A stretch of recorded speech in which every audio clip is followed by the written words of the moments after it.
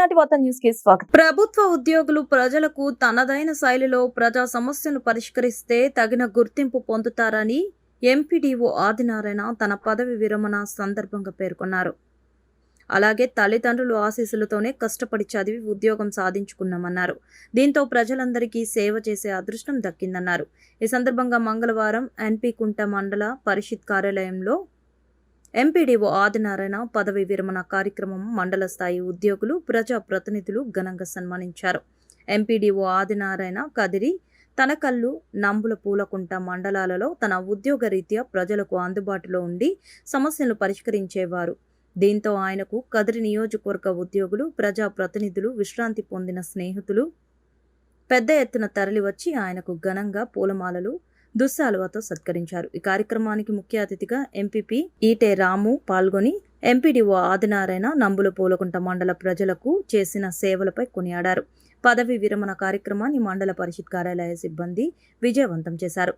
కార్యక్రమంలో ఆయన మిత్రులు ఎంపీడీఓలు శ్రీనివాస్, శివరామిరెడ్డి, సల్మాన్, రమేష్ బాబు, విశ్రాంతి పొందిన ఆర్డీఓ రామ్మూర్తి, ఎంపీడీఓలు మక్బుల్ బాషా, జైరాం, గోవిందాస్, వెంకట్రామ్ తదితరులు పాల్గొన్నారు. అదేవిధంగా పీడీ గారికి, పీడీ శ్రీనివాస్ గారికి, అదేవిధంగా సుదూర ప్రాంతాలు అంటే కర్నూలుకి వస్తున్నారు వాళ్ళుగా ఆన్ ది వే వీళ్ళందరికీ కూడా, అదేవిధంగా నా బంధువులకు, నా మిత్రులకు, పాత్రికేయులకు అందరికీ కూడా పేరు పేరున నమస్సుమాన్ని తెలియజేస్తున్నా. మరి ఇంతవరకు నా గురించి చాలామంది చెప్పారు. ప్రధానంగా నేను ఒక చిన్న రైతు కుటుంబం నుంచి, మీకు తెలుసు, ఇక్కడ ఉండే వాళ్ళందరికీ తెలుసు, మా ఊరు పెద్దనవారిపల్లి, తలుపుల మండలం.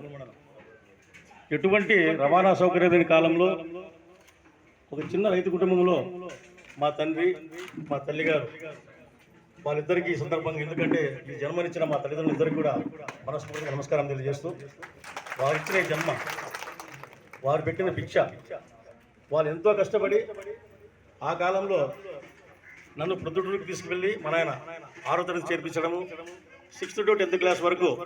అప్పటికే మనం ఓసీలో ఉన్నాం కాబట్టి డబ్బు కట్టి ప్రతి నెల 24 రూపాయలతో కట్టి సంవత్సరం 10th క్లాస్ వచ్చే కాలానికి 40 రూపీస్ పర్ మంత్ ఆ విధంగా పే చేసి, ఇన్ని కష్టాలు ఉన్నప్పటికీ కూడా చదివించాలి బిడ్డ చదివించాలని చెప్పేసి